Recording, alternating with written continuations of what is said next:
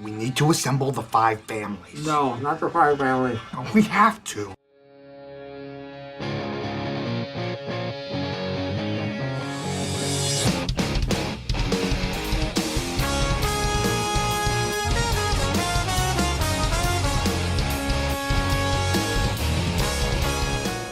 How's it going, everybody? It's your world champion here, and we are back with our arc reviews of Naruto Shippuden. We're continuing on with the Five Kage Summit. So, to kind of start where we ended off in the canon material, Danzo has been named the Sixth Hokage. Not good there. Turns out the Raikage wants Sasuke dead. The Five Kage have a meeting. Naruto tries to change the mind of the Raikage. Sasuke ends up breaking up the Five Kage Summit, does some beatdown, he kills Danzo, and we get a reunion with Team 7, and yeah, pretty much the arc. So it's a fine arc, it's all right, but there are some things that I didn't like about the arc, so let's just kind of dive in head first. Let's talk about the Five Kage Summit, starting with things I did not like in the arc.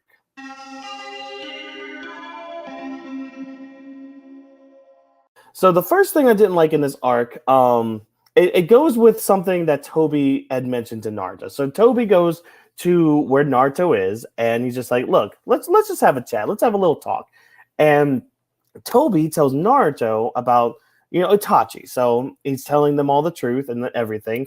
Him, Naruto, Yamato, and Kakashi now know the truth of Itachi. And then he mentioned something about Naruto and Sasuke being the reincarnations of the sons of the Sage of Six Paths. So it turns out that the Sage of Six Paths had 2 sons. I think their names were Ashura and Indra. Yeah, I think that's what it was. So they're both reincarnations of these two, with the one son having the chakra of the Sage of Six Paths, while the other son had the eye powers of the Sage. I'm not going to talk too much about it right now because this comes more at a head later, and I'd rather talk about then, but I'm going to say it right now. I did not like this plot point, and even though it gets set up here, and even I think earlier on too, we kind of get a little bit of setup, but it gets more set up here, and even though it's here and it's set up, it doesn't mean I like it. It's just, it's there. It's something that we have. I'll save the conversation for another time because I want to go more into detail when we get to that point in Naruto. But here, with it being mentioned, I don't like it at all. So next on our list, so we have a few episodes where Naruto meets up with Kakashi and Sakura because they were trying to take down Sasuke. Because Sakura's an idiot, and we'll get to Sakura here in just a second. My issue with this, so I'm doing this by the anime, so I'm rewatching the anime, doing all this. There is a lot of unnecessary padding with this. Like, it's one thing to have flashbacks in your series. That's fine, that's understandable, but you don't want your series to have all of these flashbacks be the series. So, like, we have the same scenes that we've seen over and over and over again, and this gets nauseating to the point. This is around the point where it starts getting nauseating, especially in the anime. Like, you could have done so much more. Like, these episodes, I think there were like 5 episodes in total. If you didn't have all that padding with the flashbacks, this could have been easily condensed into like 3.5 episodes of content. With Kakashi facing off against Sasuke, Naruto and Sasuke clashing, all that. If you wanted to have like all of the padding and the flashbacks and all that, have it during this scene that we have right here, where Naruto and Sasuke clash, because this ties into what they had mentioned in their first encounter, was that ninja of high quality, when they clash, they can feel each other's feelings through their fists. So we're seeing that here. So this would have been a fine time to have that padding, which we did, but throughout the other parts of this like little 5-episode mini arc, no, it wasn't for me. I wasn't having it. Whatever. And that's coming also from somebody who's experienced all this before. So The next thing I didn't like, this one's a bit of a nitpick. So it's Naruto's plan for the Raikage. So this is, I don't want to say the early stages of Talk No Jutsu, because that was all the way back in the Land of Waves arc. But this is an earlier part of Naruto trying to talk to somebody that, one, he's never met before in his life. But two, like, trying to put his ideals that he learned from pain into practice. So I don't know what Naruto was thinking, if he thought he could actually change somebody's mind, but it's kind of a dumb plan if you think about it, but I understand where this is going. And don't worry, this is just a nitpick of this part. Because honestly, again, Naruto's a genin and he's bowing his head. And even the Raikage is just like, a man shouldn't bow to another man, blah, blah, blah. It's just kind of sad to see. So, I don't know. I wouldn't say I didn't like it, but the plan to me is just kind of, it's kind of all over the place for me. But let's talk about something else. Okay. We have Danzo here. Danzo becomes the Sixth Hokage. So I went on a rant during the Pain arc review where I didn't like Danzo. I don't like his plans. I don't like his ideals. I hate Danzo. So I don't like Danzo in the way that the story is telling me not to hate Danzo. It's telling me to hate Danzo. So the fact that it turns out... So first of all, turns out he has Shusui's Sharingan in his right eye, which we find out from Ao, one of the Mizukage's people, who happens to have the Byakugan, mind you. We find out from him that Danzo has this eye, and he's able to control people with it. He's able to like use a genjutsu to where people will follow him and what he has to say and do, and basically whatever he wants. I hate that. I hate that. I hate you, Danzo, for that. But again, this is a hate that is necessary. This is unnecessary hatred. But not only that. So get this. Not only this is where it gets a little kind of crazy stupid. This is where Naruto starts getting a little crazy stupid. Danzo has this right arm. You see how his right arm has like this like ceiling plates on it and it's all bandaged up? So get this. Apparently, he has Sharingans all over his arms. And he has the cells of Hashirama, the first Hokage. Like what? Like not only does he have that, but he knows a secret technique by the Uchiha known as I think this one's the Izanagi. I think it's Izanagi. It's either Izanagi or Izanami. I want to say Izanagi. Please correct me down in the comments. I believe they said Izanagi. He knows the secret technique of the Uchihas that basically can bend space and time so he doesn't die.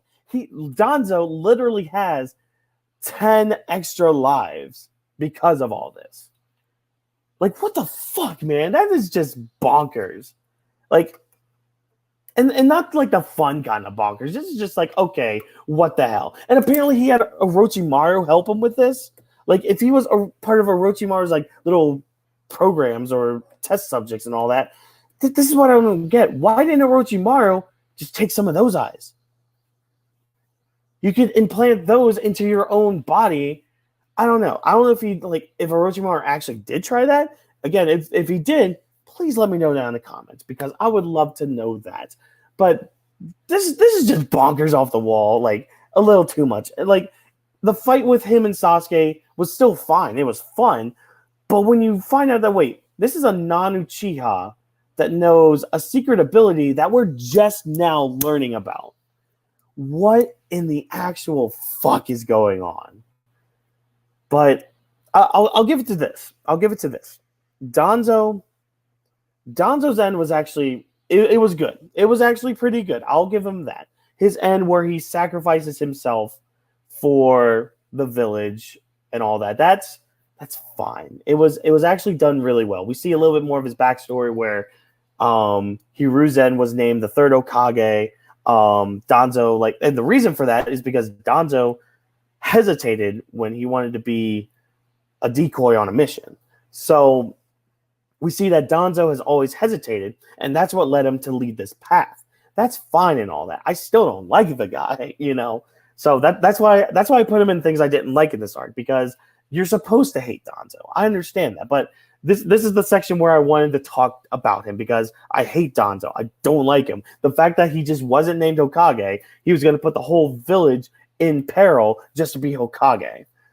Come on, man. That's a weird, twisted way of thinking. But at least he went out like a boss. Fine, cool, awesome. But we're about to get to the big one. I've mentioned this a few times in these arc reviews, and we're about to get to it. This bitch. Okay. So, Sakura. This is the moment where Sakura's character fell for me. Before this, she was fine, whatever. Okay, you're doing your best, girl. Go at it, whatever. This infuriated me. Even all the way back when I first read it. It infuriated me to no end.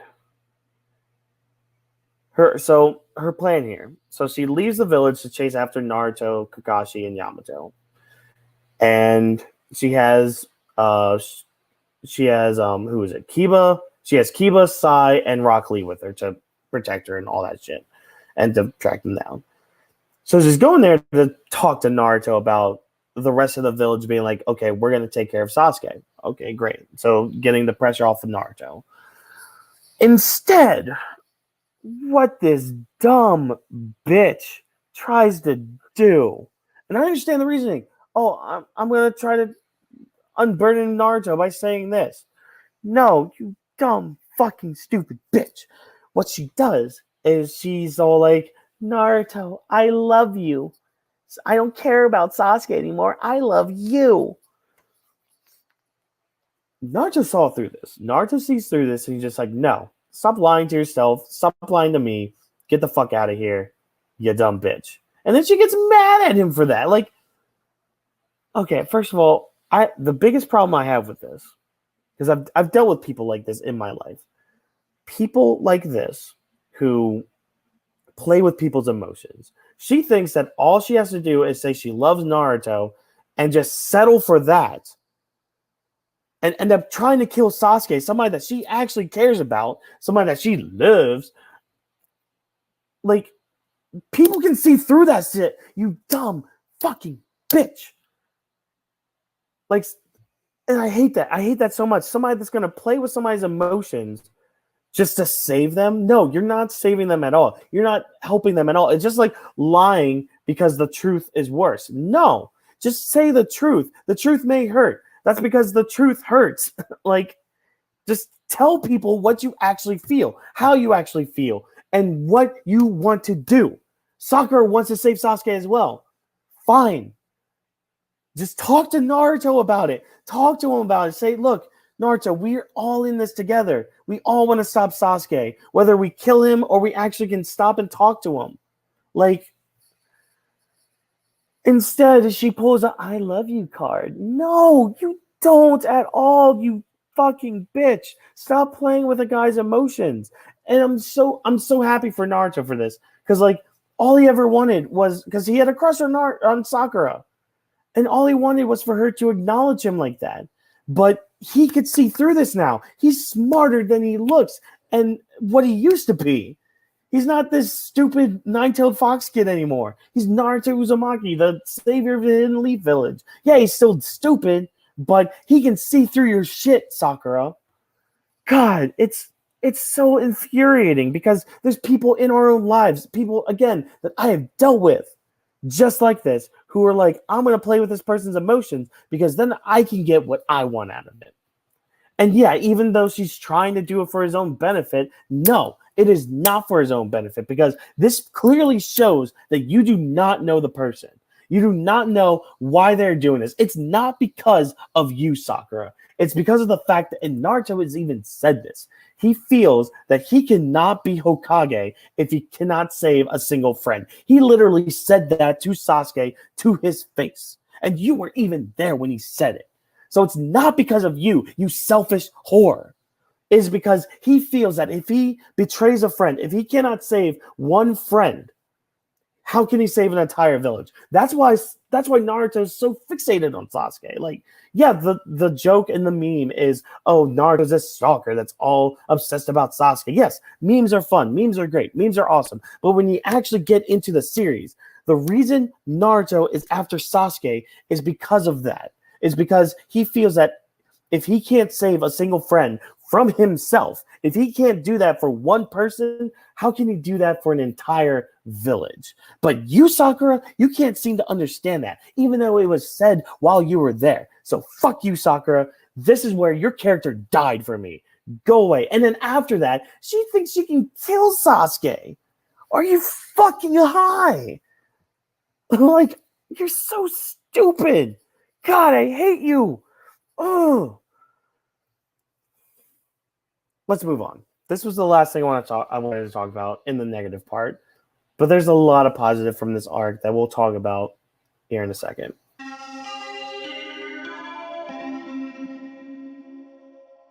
So the first thing I want to mention in this part that's positive, all the things that I liked in this arc, one thing that people don't talk about a lot is Kisame versus Killer Bee.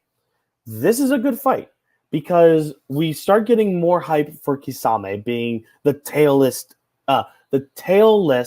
tailed beast, because he has so much chakra intake. Also, he can fuse with Samehada and become this giant shark thing, which is cool. Like, he has this ability where he makes this giant dome water, and it moves with him. So, like, he's like the center point. And then, so like, here's the center, here's Kisame, here's the dome. So as Kisame's moving, so is the dome. So you can't really swim out of it because Kisame's obviously going to chase you. So you're pretty much stuck in there. And this happens to Killer Bee. Killer Bee almost loses this fight. In fact, he probably would have lost this fight. But we also see some more of Killer Bee action. So how he kind of, uses smaller attacks to gauge his opponent, to see their weak spots, their openings, and all that. And by using just pencils infused with lightning chakra. That's great. That's awesome. We see Killer Bee not only use stage 1, but stage 2 tailed beast mode controllably. We see more of Samehada's power because apparently the 7 ninja swordsmen, all their swords had like special abilities. So with Samehada, it eats chakra. And we see more of this. And actually, it's the reason that Killer Bee won this fight, because Samehada was eating. Samehada loved the chakra so much that it wanted to stay with Killer Bee. So Killer Bee would have died, but thanks to Samehada, and also thanks to the Raikage for finding them, because they do this nice like double lariat attack and literally behead Killer Bee. So, not Killer Bee, sorry, Kisame. So, as far as we know, Kisame's dead.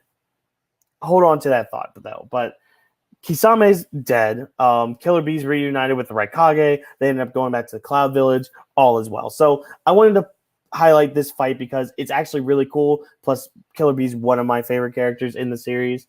I just wanted to highlight it real quick. So, that was a great point in this arc. The next thing, we touched a little bit about Naruto and his plan. Naruto goes through a lot of shit in this arc. So he finds out that Sasuke's been pretty much sentenced to death. He also finds out that Sasuke was part of the Akatsuki. Okay, not great, but okay. Then he finds out that some hidden cloud ninja come. Darui and I forgot the other name. I apologize. Oh my god, I forgot her name. Anyways, no, not Darui. Anyways, some of the hidden cloud ninja. Oh my gosh, I'm so sorry for forgetting their names right now, but they come. They apparently were students under Killer B. So Naruto is just like, look, your master's still alive because the Akatsuki have to take these tailed beasts alive. Um, but since you're so angry at Sasuke, go ahead and take it out on me. So Naruto becomes a martyr for Sasuke. That's kind of deep. That's showing that Naruto's learned from his talk with Pain about this cycle of hatred and all that. So he's starting to try to rationalize that idea and see what he can do to erase hatred in their world. So we have that part. We have then Naruto trying to talk to the Raikage, which we talked about that failed plan to begin with. And then after that is when he has that talk with Toby, where he finds out the truth about Itachi, about him and Sasuke always being destined to fight. We have that. And then we have the thing with Sakura, which... but then after that is when Gaara comes by and he tells Naruto, look, you're the only one that can stop Sasuke, but we're about to go to war to protect you and Killer B. We're about to go do this. So Sasuke's on the other side of this. I saw him with my own eyes. I saw what he is right now. I think you can save him, but he might be far away from saving. So Gaara walks away. And Naruto, just everything's starting to crash down on him. And the anime does such a great job with this because if you know that feeling where everything's just like crumbling into you, just like going into you, and then you just can't breathe. You start kind of hyperventilating, and Naruto ends up passing out because of this. So Naruto's dealing with so much stress and so much anxiety, so much going on with all of this that he, falls and collapses. And I thought this was very well done, especially in the anime. Like, they do it all in slow motion, how, like, he falls to his knees, clutching his chest and falling to the ground. So, again, something else I wanted to kind of point out in this arc that I thought was really good. So, moving on from that, we have the Five Kage Summit as well. And not only just the summit, but the Five Kages as well. So we get to see the other leaders of the ninja village. So we already see Gaara, and looks like Tamari and Kankuro got their wardrobe changes. Cool, awesome. And we've already met the Raikage, and then this is where we actually meet C and Darui.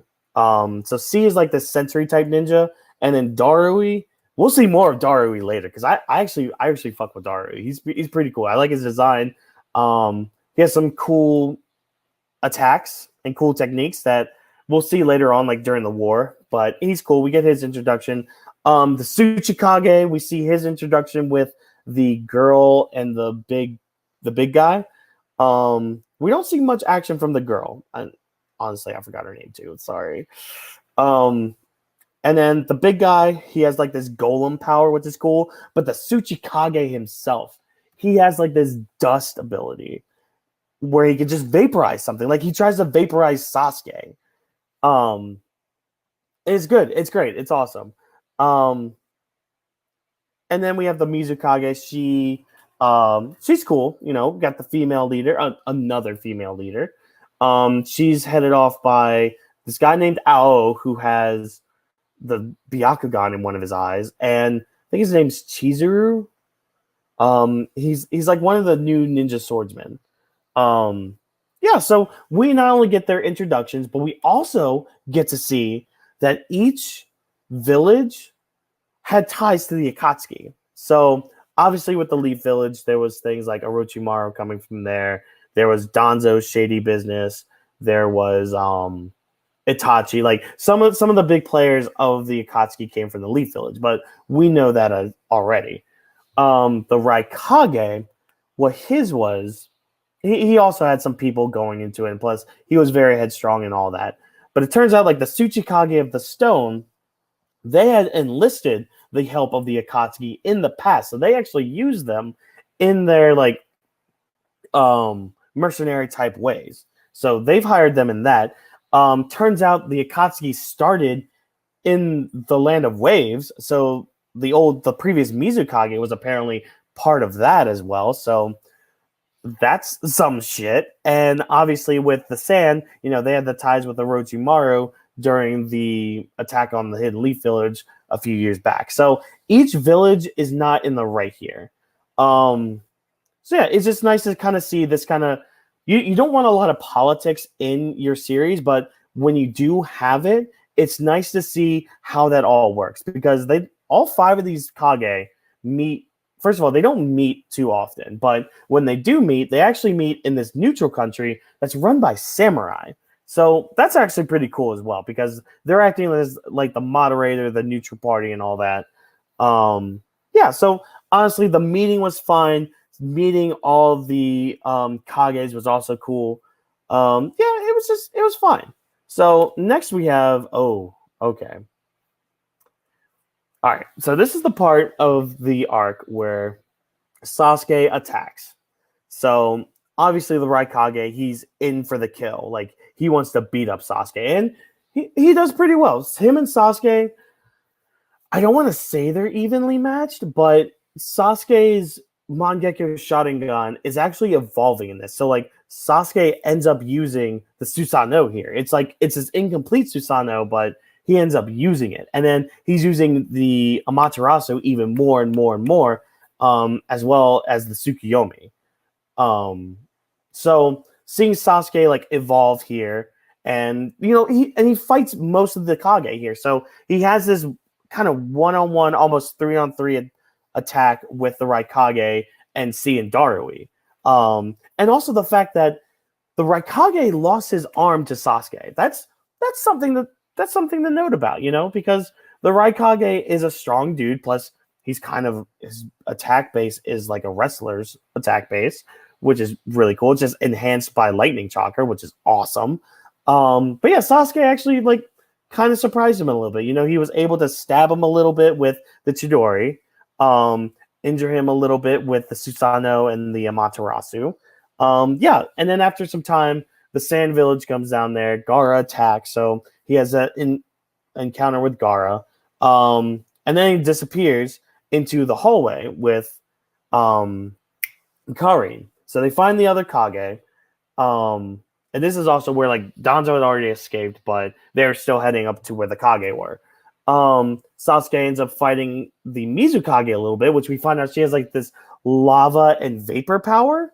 So her Keke, she has a Keke Genkai, but she has like 3 chakra natures. It's like, what is it? It was like water, fire, and wind. I think those are the 3.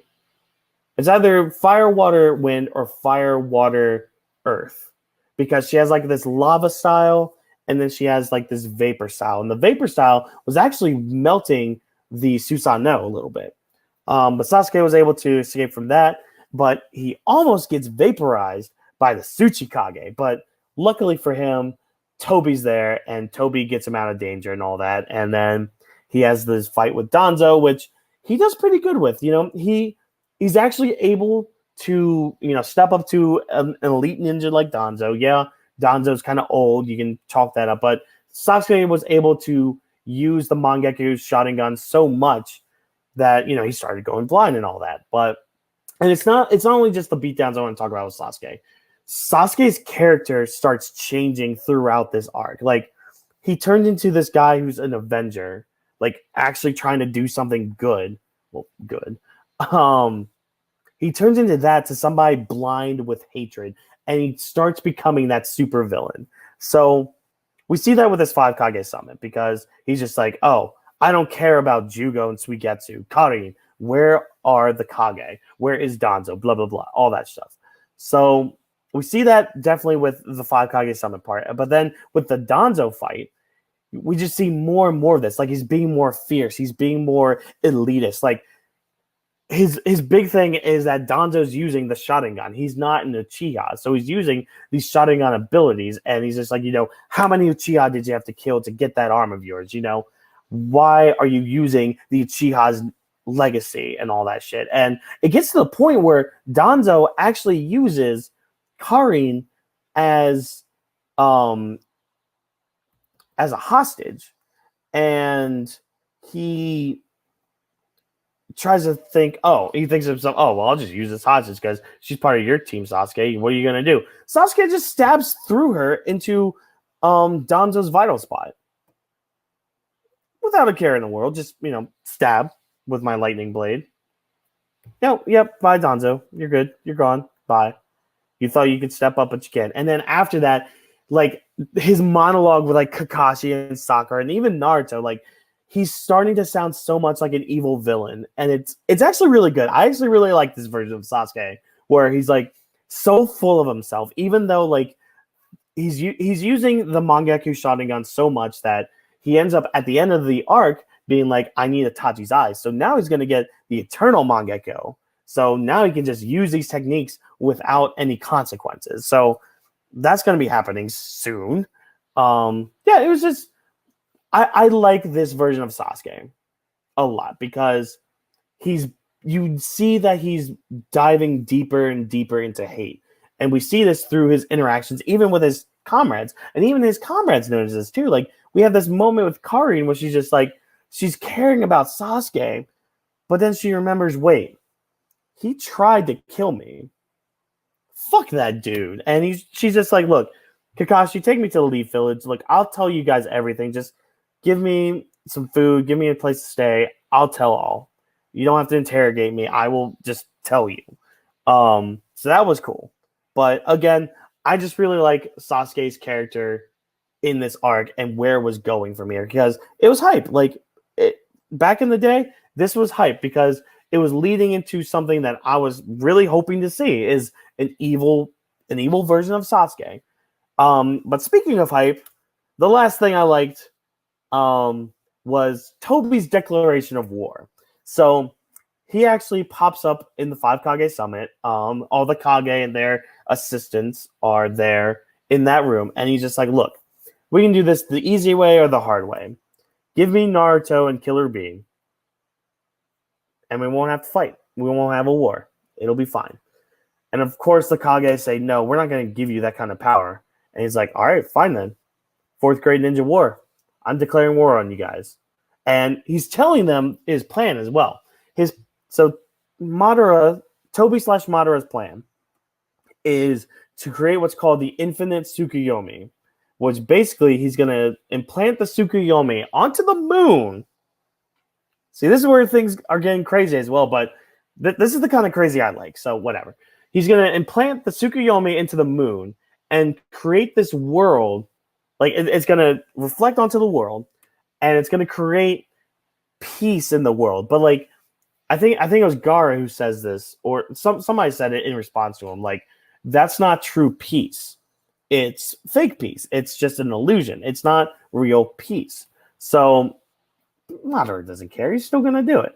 So that's why he needs the power to tail peace in order to do this. So he's just like, look, here's my plan. You know my plan here. You can either give me the tailed beast or we can fight for it. Obviously, we're going to fight for it. So here's the fourth grade ninja war. Back in the day, this was hype. So before the war even started, we're just like, great, we're getting the fourth grade ninja war. This is awesome. This is great. Because we've heard so much hype about the third grade ninja war and some of the wars prior to that. So now we're getting the fourth one. It's going to be this huge war. It's going to be great. We're going to get all these characters, all these callbacks. It's going to be great. The hype was there. The hype was excellent. We'll see how that hype was when we get to it. But this is another one of those things that I just wanted to highlight from this arc. And with that, I think we can go on to our final grade. So I'm going to give this arc a B+. It was very solid.